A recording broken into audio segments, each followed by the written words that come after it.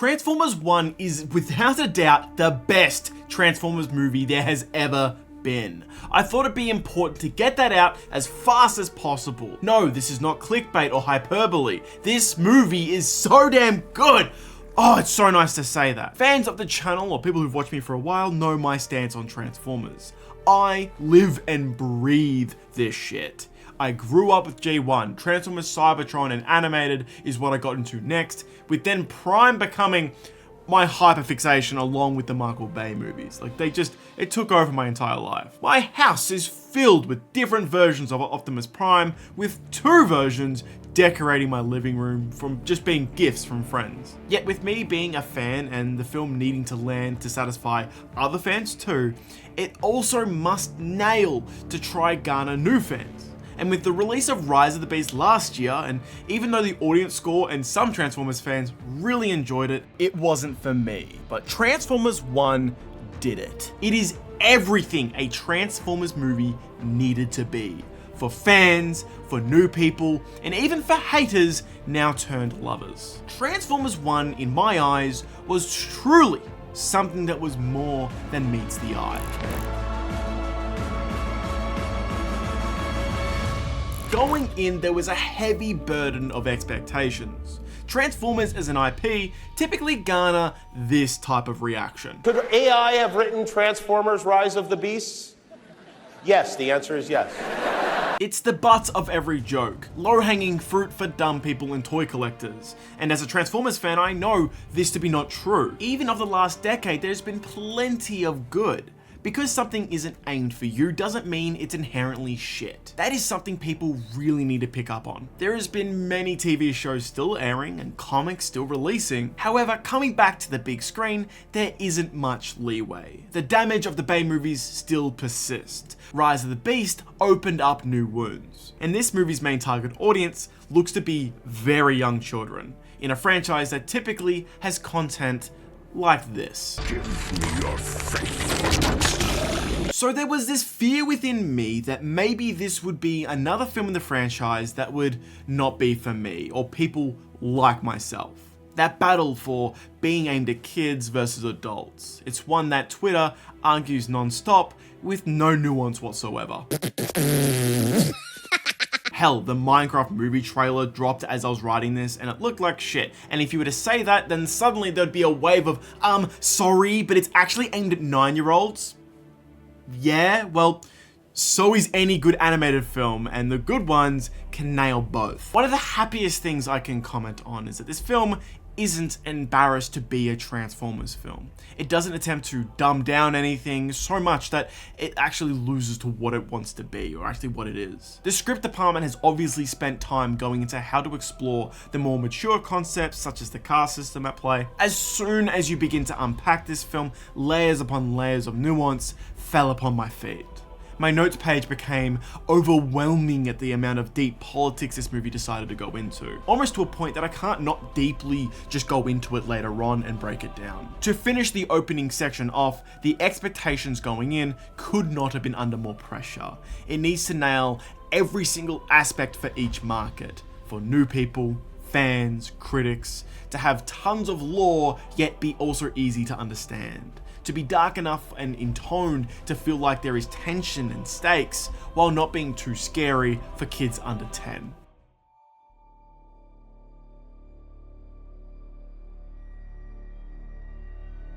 I want to run through things that happen and my thoughts on them. This section will be mostly on the first half, and while it's the weaker half, there is so much here to love. The opening is something I just adore.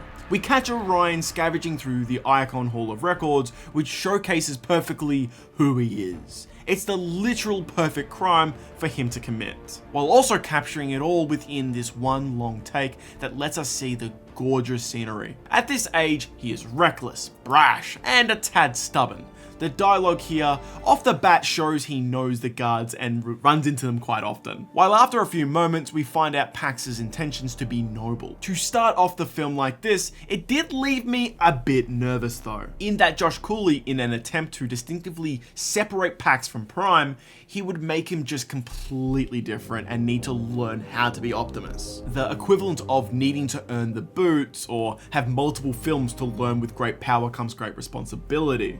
I didn't want to sit here and watch a movie about a guy who just isn't Optimus. But no, that is not the case here. Within the first 2 minutes of the movie, one thing is clear. It's not like you can transform. Oh yeah? Well, watch this. Josh knows his fucking stuff and respects the law. All my criticisms of the Rise of the Beasts opening sequence are not to be seen here. The issues of introducing too many elements or lacking weight, not being concise, or being poor at introducing new ideas, such as ideologies or concepts. Transformers One finds a brilliant way to get that classic Transformers opening monologue that the Bay films have had, while also providing tension and characterization. Meaning not only are we learning about the history of the race of Transformers, the Primes, and more importantly and shockingly, Primus himself. We are also learning about Orion and the fact that he sought out this information proactively and what that must mean to him. It also subconsciously links Orion to the voice of the narrator, Alpha Trion, which in most incarnations is Prime's mentor. With not being able to do that here with Orion's new origin as a minor, this link helps a fan like myself detach from the past and see this new version and go, hell yeah! They have made changes, obviously, but I can see why and respect it.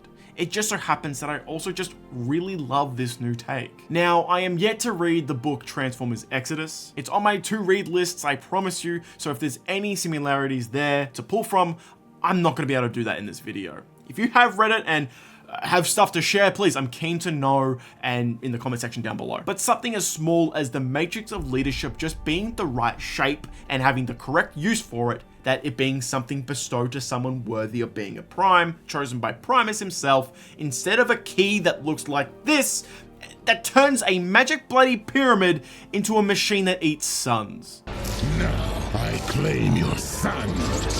Anyways, it just understands what it is adapting, so it can make changes that make sense and fit for this new interpretation. Just out of the gate, I knew I was in safe hands. The opening narration alone has set the tone. The visuals were satisfying, and Lawrence Fishburne's gravitas was on full display. Dawn of time, there was our gracious and powerful creator, Primus. D16's introduction was also perfect. From the get-go, I just know he is going to be the insert best friend that turns evil, the Magneto or the Suguru Geto type. And while the subject matter is much more mature in those adaptations, more often than not using genocide or Holocaust or horrific crimes to illustrate points, yet to see Megatron get that sort of treatment is the stuff I live for. He needed to be introduced early enough to see his funny side, or at least his light-hearted nature. He jokes with Darkwing and co to save Orion. It's just brilliant stuff. The chemistry here is beyond amazing. Just seeing Transformers movies with actual Transformers interacting like this, for people who say, oh, the 86 movie is still goated, and while I adore that movie, my nostalgia goes off so hard when I watch the first 25 minutes. There is nothing that is even close to the levels of writing as this relationship in that film. There is obviously years of rapport between them. They feel like friends that know every little dirty secret about each other. The world building is so seamless. The ideologies of these two bots is also clear. Megatron's mind is thinking about where they are, how to survive, while Orion is thinking about the stars, the future. Choose your own path, do whatever you want. We're miners. We mine, that's all. Oh, there's gotta be something more I can do.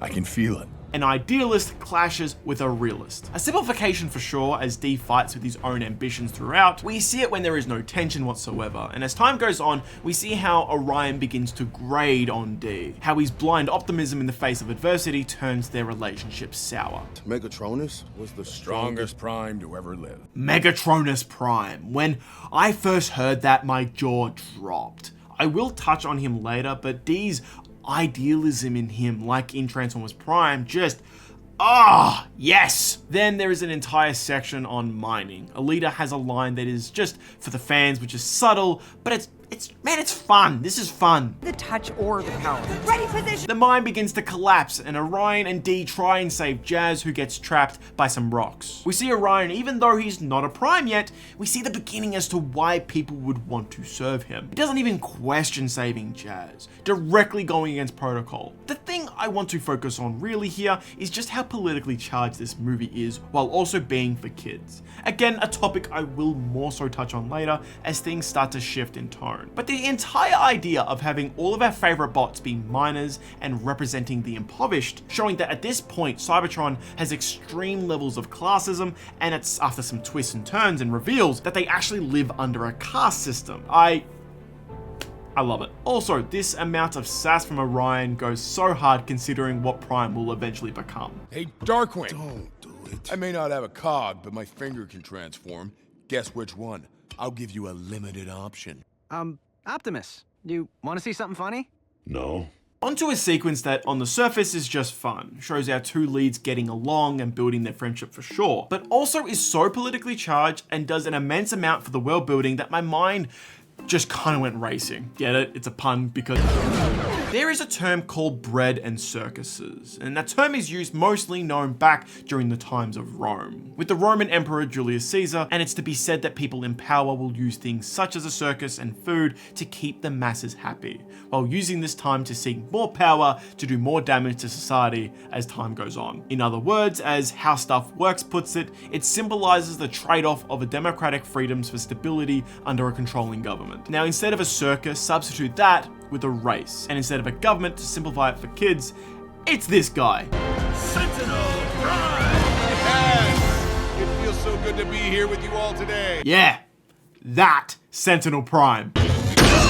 This is all within 15 minutes. The movie has just started, and yet none of this feels overwhelming. When people say kids movies are just for kids, that there's nothing more to them, this is what I want to point at and go, what do you mean? Through and through, this movie is aimed at 9 to 10-year-olds. I understand that, but what makes it good is that the writing is so nuanced that it can work for an adult audiences too that seek more.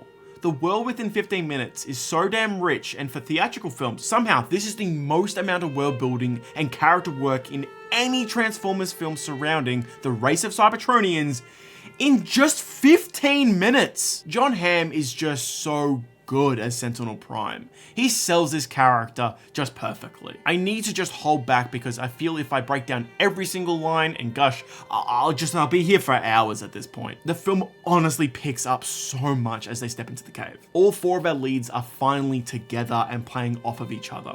And due to the screen time, Bee and Alita do come off worse just how little time they've had before uniting. This isn't to say they are now bad or poorly done. You can easily understand their motives, from Bee basically being banished to never see anyone again and being alone, to Alita working her hardest, yet continues to be pushed down the ranks through no fault of her own. Alita honestly is one of the more tragic characters in the film, keeping her head down and just doing her best to rise up the corporate ladder, yet continues to be held down by the systems that are out of her control. It reinforces that even if you follow the rules to the letter, there is no winning. There is no upside to a caste system like this. You will always be seen as worse off or different to Transformers with cogs. It's not right. You just have less rights as a cogless miner. The four reacting to the following news of betrayal still hits as much as it needs to convey to the audience that this is bad news and we should care. But it really is D16 and Orion's reactions that sell this. Don't you want to stop him? No, I want to kill him!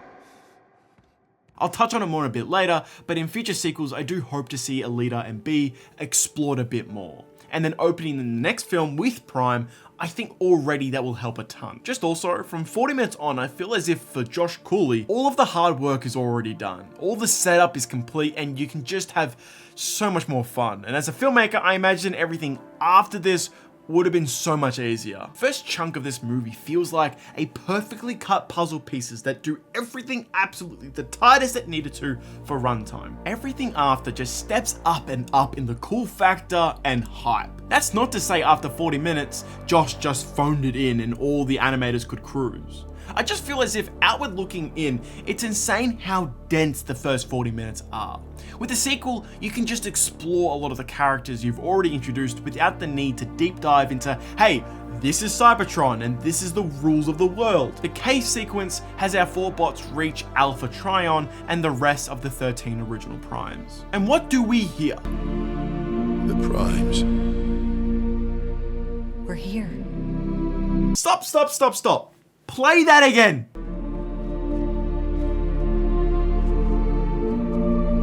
Brian Tyler, mate. You did not. You bastard. For the uninitiated, this is what I'm going off about. Welcome to Earth, Ultra Magnus. And to Team Prime.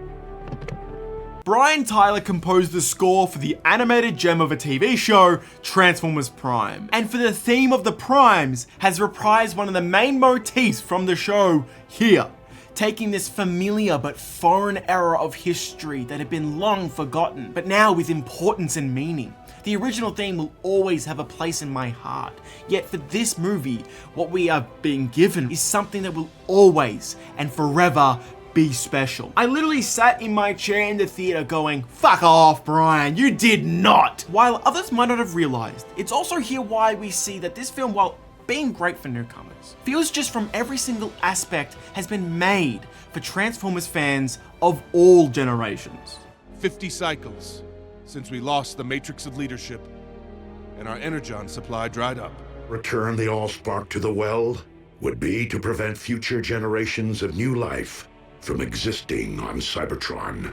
Okay, I will get back to the score later. Brian, if you are watching this somehow, trust me, there is plenty more to gush about the score, but I just need to get back to the plot. There is a real sense of wonder and morbidness to the sequence here. This isn't just monumental, this might just be the most important discovery in recent history, and it's them doing it. It's the fall of their legends, their mythology and gods. It's the people of Athens hearing that the pantheon of gods have been slain. Athena, Poseidon, Ares, Helios, Hercules.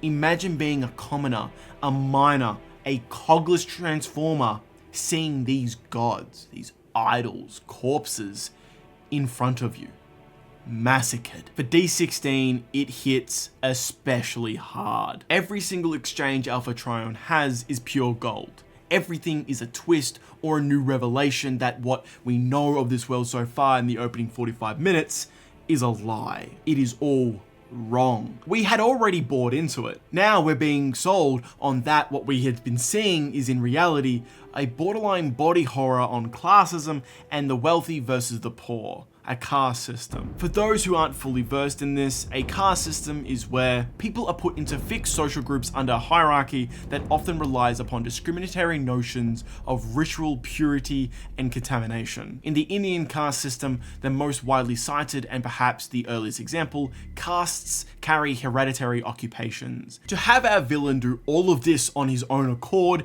is just overtly evil. The more and more you think of it, it's just horrifying. Alpha Trion's reaction to the idea of miners and cogless transformers, it makes no sense at all. The propaganda is so thick that it really takes a while for it all to just sink in for the protagonists, till they are shown in a stunning visual spectacle of Sentinel's betrayal and selfishness. The brutality here on display was immense. ILM smashed this, honestly. It's not like there is gore here, but it smartly hides away some of the more graphic details while also having characters legit be beheaded or later torn apart.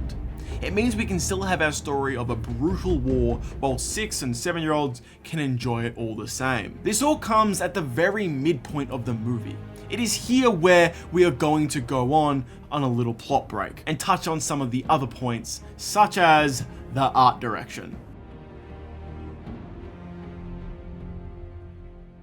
Now, one of the earliest details about this movie we saw was this screenshot. What we initially thought to be a poor sketch turned out to be so accurate. Yet even after the first trailer, the art direction was something I was just always nervous about. The movie at a first glance comes off as extremely bright and fun. Things look happy and colorful and not in a way that I thought was good. I was fearful in the trying to get kids into seats that it would sacrifice character design and true Cybertronian feel for ideally extra box office numbers. I can safely say all those nerves were quickly put to rest. For starters, one of the fears I had was that the height of characters was not going to play in a part of their characterization. They all initially start off quite close together with only minor differences in height. But as the movie goes on, Megatron and Optimus evolve and yes, get taller, and not only is it artistically a decision, but narratively it's a tool that is also used. We will talk about specifically those aspects later. The art direction overall is just something to be seriously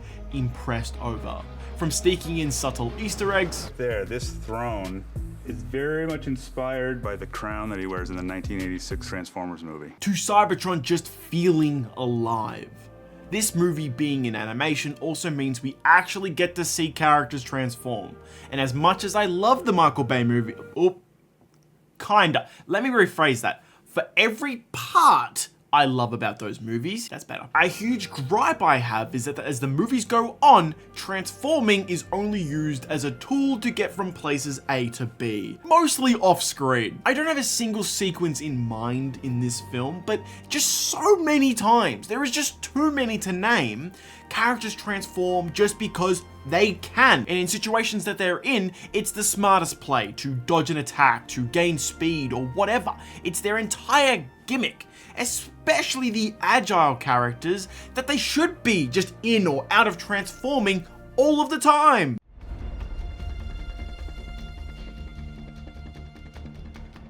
While I adore Keegan-Michael Key's interpretation of the character Bumblebee, for the following installments I do hope he can be upgraded from his role of just funny side character to the role he has in most adaptations of that of the Scout. He is bubbly, sure, but he isn't a child. And as touched on in their interviews, Optimus does see him as close to a son. I would want them to explore that rather than the quirky best friend. To expand on their actual genuine love for each other is something that is only ever insinuated on film. Think back to The Last Night, to where suddenly hearing Bumblebee's voice broke his mind control, even though sure, it broke continuity within its own set of films.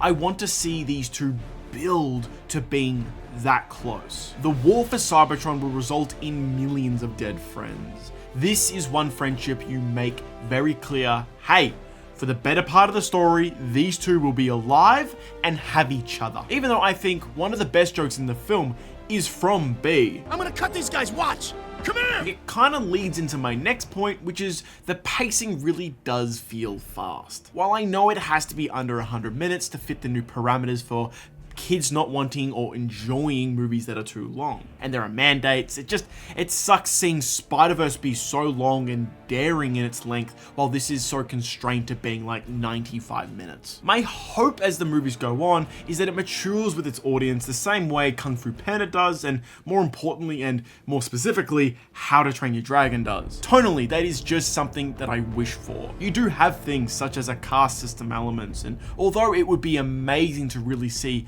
how that was for the wider cast of characters, that does tie into the runtime issues and how that, if it really doesn't affect the plot at all, it can't really be here. Every scene is to move things forward. It's just in something that is closer to 2 hours or 2.5 hours, we could have gotten more scenes of Orion, D, and other miners together getting treated differently. Not just by officers, but everyday bots who still have cogs. What is it like for them outside of mining? People who say D16's turn came out of nowhere, I think a scene or scenes of the two of them experiencing the class difference in the public with other miners could have gone a long way. Say, imagine another sequence like when Orion and D were talking on the rooftop about their dreams and ambitions. But instead, it's at a diner or somewhere chill. And in this proposed scene, I have a few ideas that could showcase quickly the divide. If they are walking to said destination, along the way, have miners who are injured beyond repair in the streets. Don't even have dialogue, say anything, but just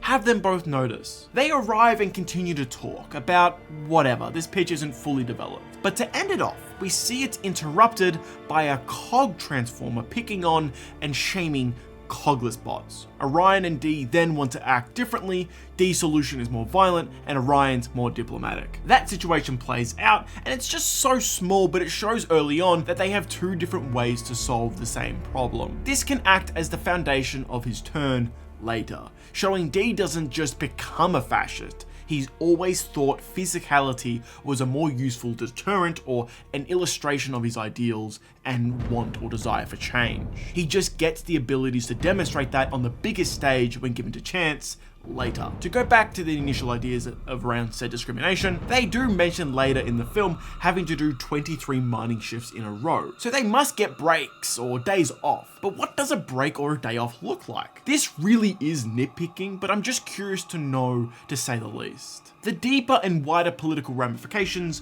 would further add to the disparity between Megatron and Optimus with their views of having this as a foundation. In my eyes, it's kind of this level of storytelling that gets something like a Transformers One into a top 5 or 10 animated film of all time conversation. Lastly, and the largest thing on my mind, is just how they get the map to this cave. I understand kids movie and contrivances are gonna happen in these types of movies, but to so happen find the map perfectly within minutes of being down there with Bumblebee, and the course of events that lead there is just insane. This is a plot thing you just have to accept, that everything ever gets thrown out unless B thinks it looks cool. And it just so happened to meet that metric, and Orion saw it and thought to investigate. I can get over it, it just is something that I wish was a little bit more polished on the script front.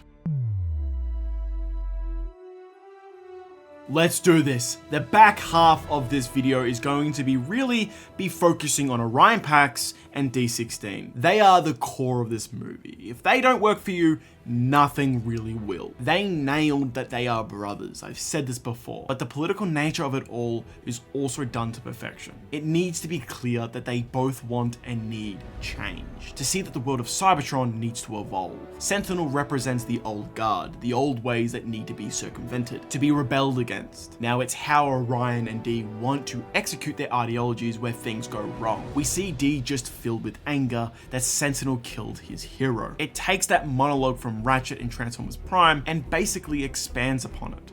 And it was here that he began to reveal his true colors, proclaiming the need to overthrow the old guard with force. Sentinel now kills what is Orion's hero, in a sense, in Alpha Trion. Brutally, this film is so raw, honestly. So often in films, we are told how close people are, yet they would be barely on screen together, barely even talking. At literally every turn where I thought Orion should reach out and speak to D and just try and iron things out, Orion would, or at least would try. There are so many scenes of that in this film. It's brilliant. It's just as each time that it happens, he gets through to him less and less. D's annoyance and irritation begins to steep through. Orion almost feels like a burden or a weight on his shoulders. It can be summed up here at the hour mark. Orion believes simply giving the tools and knowledge of what is going on is enough for the people of Iacon to make a choice. That will inspire change. Now, if there's proof inside that device, we will show everyone the truth. D does not share the same optimism. D believes that people won't buy someone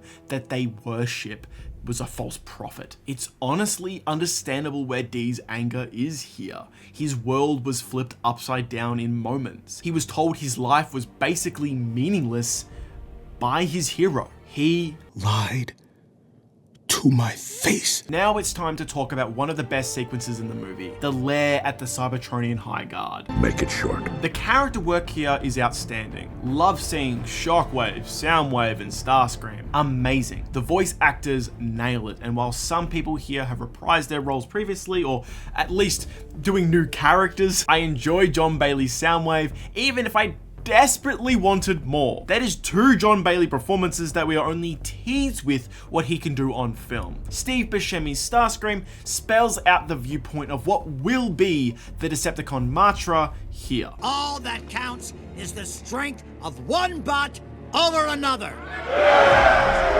This is in contrast of Orion's view of unifying Iacon against Sentinel from an ideological standpoint, overthrowing him through the means of the law and public.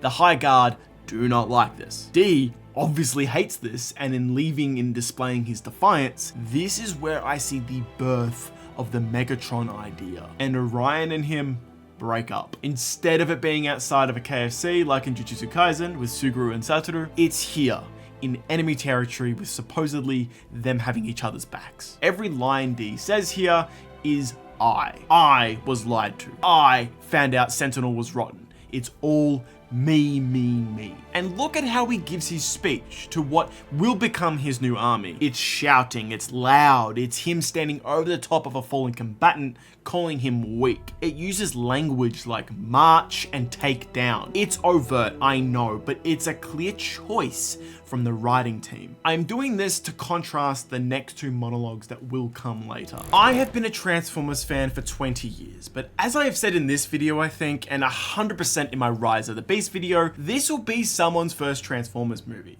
A 5-6-year-old or something, right? And I sit here and think, man, is this a good first impression? And as of Transformers One, every single aspect, the answer is just yes. The birth of the Decepticons buying into Megatron's ideology is immense. It makes me happy that someone has this, like this is the first time they see the birth of the Decepticons. When they get older, their mind will flash back to this scene. Jumping ahead to Sentinel's scene, its contrast is so striking. What I'm trying to showcase is the different types of leaders these characters are. Sentinel has his POWs kneeling in front of him, speaking down to them like a king. This video can't be a video on stuff that rules in TF1 that doesn't mention D standing up to Sentinel.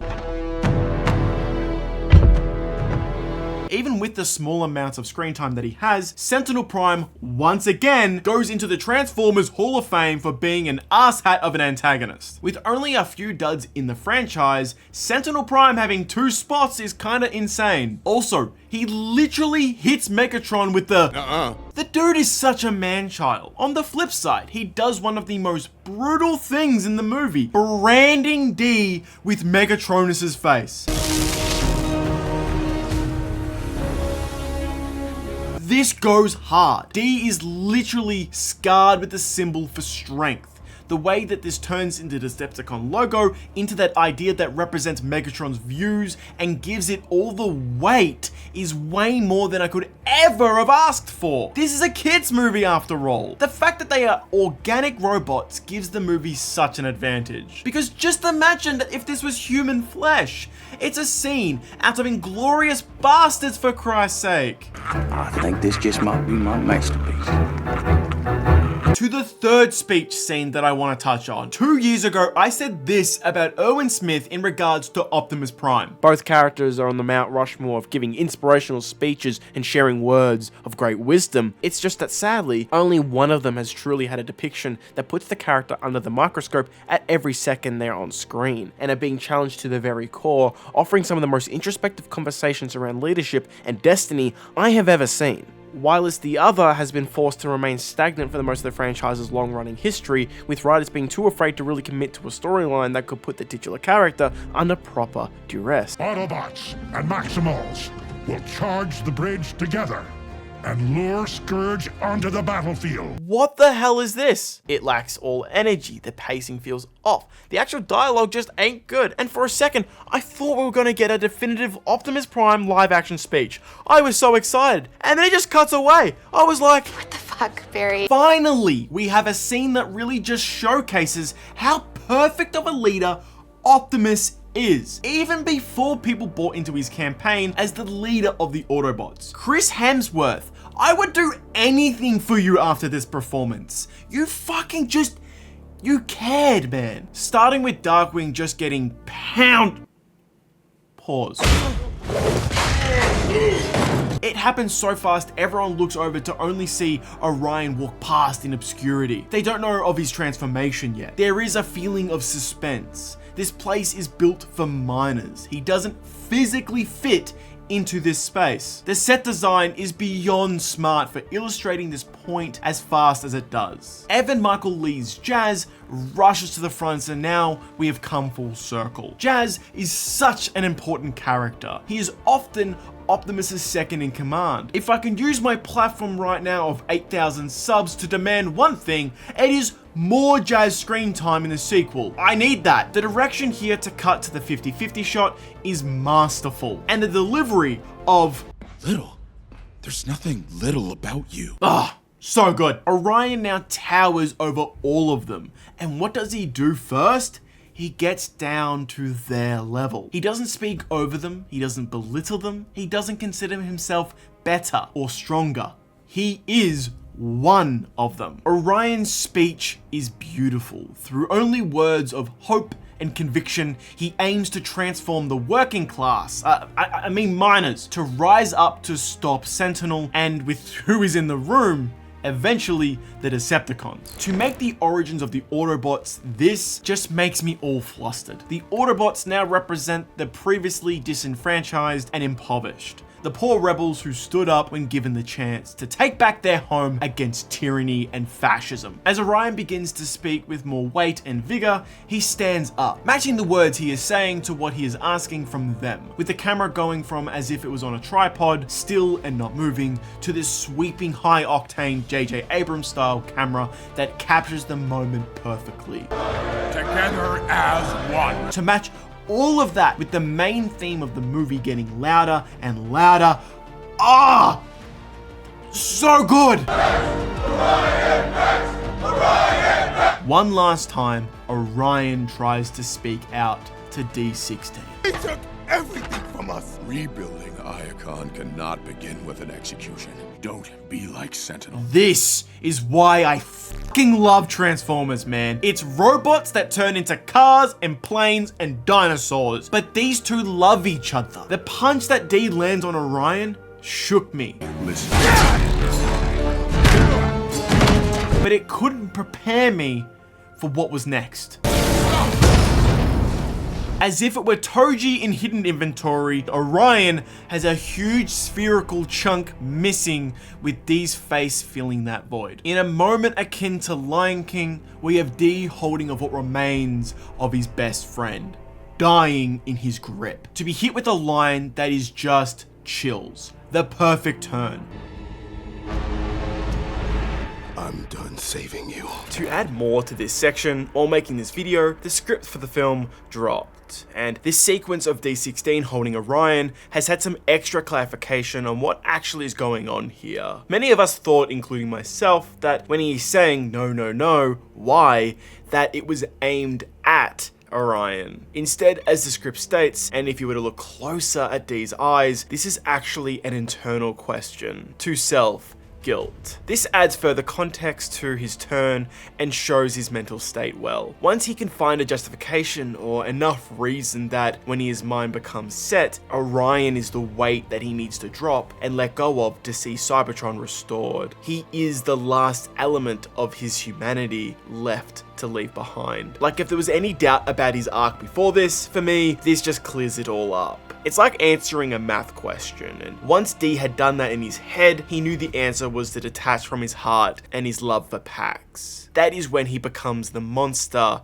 we know him to be. While the last 85 minutes was good, brilliant even, it has nothing on the remaining 10. The fall of Orion coinciding with the fall of D16, the death of two miners, two friends, becomes the rebirth of two very different leaders. The music as this plays out is some of Brian Tyler's best. The string section that is almost reminiscent of the 86 movie for Prime's death. Before going in, I was always curious how they will sell the impact of Orion becoming Optimus. This is one of the most important parts of Transformers history. It has to be climactic. It has to sell you, because if not, nothing else forward will work. The duality of cutting back and forth, the music swapping from life and hope to death and misery. Megatron tears Sentinel in half. We see the reactions of everyone watching. This isn't being done in the shadows. This marks a new point in time, a start date of the two factions. Part of me almost wanted Energon to be spilling over Megatron here. This will forever be cemented in Transformers history for kids, adults, fans, non-fans alike. The moment Megatron ripped a guy in two, again. I want two! And as expected, that was not enough. When you live a life of hate and disgust, that hunger will never be relinquished. This is where it will always lead to. I talk to people that Megatron, when done right, should be a man of strong political beliefs that, while with good intentions, are routed in selfishness and violence, rebellion in seeking power and control for himself. And that difference is what sets the Decepticons to be a political foes to the Autobots rather than compatriots. He entrusts in you. We are once again hit with the theme of the Primes. Revenge of the Fallen, take notes. Don't make the Primes all Bionicles and the exact same design. They are all unique, all special in their own right. Having Alpha Trion return to bestow the Matrix on behalf of Primus is perfect. And now, as if it's Sailor Moon or Transformers Cybertron, we get a transformation sequence to die for. D takes his new name, fully committing to the idea of Megatronus Prime and the ideals of strength. I am Megatron! Arise! Optimus Prime. So let's quickly go through all the symbolism here. D16 idolizes Megatronus Prime, who is said to be the strongest Prime there is. He loves him so much that he decorated his living space in the mining area after him. Orion knows this so well, he goes out of his way to find a limited edition insignia of his face to put onto D because he knows just how much he means to him. Strength is everything to D. It is all he has, being a poor working class miner. Everything he believed in gets taken away. It was a lie, a facade. He runs into the Cybertronian High Guard that tells him, hey, to us, strength is the most important thing. If you're the strongest, you deserve to lead us. D believes in himself, that he is the strongest, just like his hero. He then gets branded with this image, cementing this into his metal, akin to flesh and bone. He stands against the corruption, taking the name of Megatron for himself, having his faction icon literally be the symbol for strength, in an attempt to make Cybertron strong again, using fascistic chanting such as All Hail Megatron, which is a staple of the franchise to fully plant that he is their tyrant leader now. We got this level of writing for Megs in a movie for kids. He is only one piece of the puzzle, yet he's been giving all of this care and love. Not since 2007 has Megatron been the main foe, and in that, he took nearly 2 hours to come online in the film. He was second fiddle in Revenge of the Fallen, and was also that in Dark of the Moon, 2 Sentinel Prime no less. He was dead in Age of Extinction, and then again was second fiddle to Quintessa, where he was just the lackey. Here, Brian Tyree Henry forges an iconic Megatron portrayal that is new and fresh. It is his own thing, and I adore it. I fucking love it. I will always love Franks, and obviously I will take anything I can get from him, but this is a much younger and youthful Megs. It needed to be someone new and a fresh take on it. Someone that can hopefully do it for many years to come. I took a small break while writing and was browsing my Twitter feed and saw the perfect post to move on to my next point about Megatron. The Twitter user The Grouch posts a panel from the IDW Megatron that reads the following. I once told Optimus I killed for the sake of killing. I wanted to make him hurt. You see, because when he hurts others, he hurts himself. And the thing is, when those words were in my head, I didn't think I meant them. But when they left my mouth, I realized that I did. If the world thinks you're a monster, what does it matter? The world is wrong. But when you start to think of yourself as a monster. Now, I'm currently reading Skybound's run on Transformers and I'm loving it. IDW, however, I haven't gotten to as of yet. The direction sounds amazing. I just want Megatron to continue to grow and get the spotlight. I want to be able to hold up Brian's Megatron after a trilogy and look at the arc and just go, wow. This is special. Now we are back to the concepts I have wanted to see play out. Megatron jealous that Primus chose Orion to be the next Prime. Optimus's response is one of pity or almost despair. And while yes, the fight is short, Optimus taking on everyone will never get old. This showcases just how versatile these characters are, doing half transformations, full ones to get the upper hand on someone on different terrain or a flanking position. Optimus tears off Megatron's tank rifle and uses it as a bat. Megatron then catches it and reattaches it to himself to do a semi-transformation to fire it off while Optimus was off guard. That is the choreography that uses these characters to their fullest. Sure, these guys have blasters and can use their hands. This is the level of creativity I have been waiting for. When I was a kid, it was my uncle that showed me the original 80s cartoon and Transformers Cybertron. He reveled in me seeing what he grew up with. I look forward to not only having 40 years worth of media to share, but to add this to that legacy. I just so look forward to the day I can eventually do this with my own children.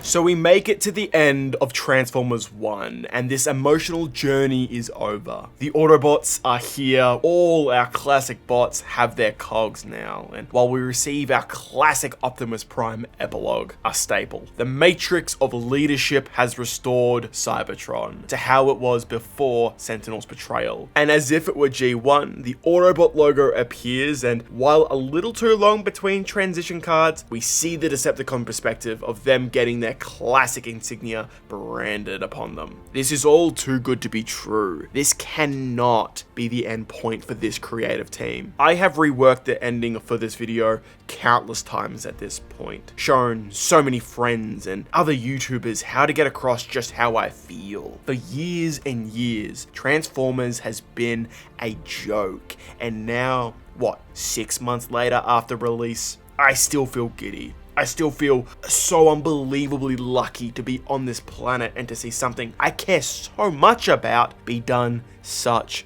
justice. As a 6-year-old, this was Optimus Prime to me on the big screen. This is how I was introduced to him. This is how he spoke, how he treated his fellow Autobots, how he fought. I grew up with all these other interpretations that were just as good, or some not as good, but hell, some are even better. They are all just Transformers. As Transformers fans, we collect the toys, play the games, see the shitty movies over and over until they finally get at least half decent, and yes, this comes from an AOE defender. But how did we become so connected to this glorified vehicle for ads? People would come up to me and say, Charles, you realize Michael Bay, Hasbro, and the people who make Chevys are trying to get you to try and buy the toy and grow up wanting to buy a Chevy Camaro SS in yellow and black with black racing stripes. And I just have to look at them and say, no shit, Sherlock. With or without the Autobot logos installed, or if not, I'll do it myself. The inner linings of my soul have Cybertronian text that reads, forever and ever this will mean something to me.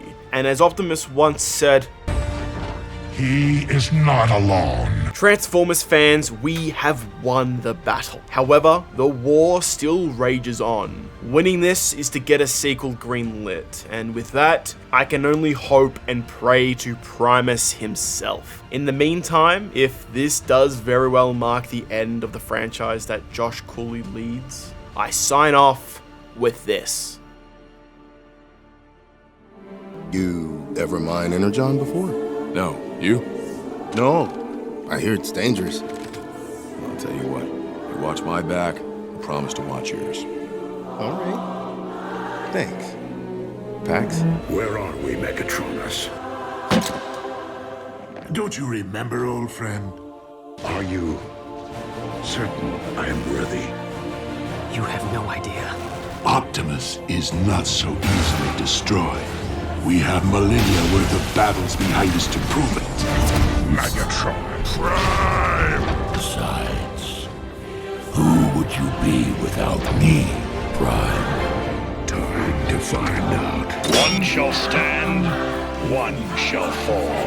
I will never trust a so-called leader ever again. We were brothers once. A small part of me hoped to change Megatron's mind. But the Megatron whom I once fought beside perished eons ago, the day he chose to become a Decepticon. Always got your back. No matter what.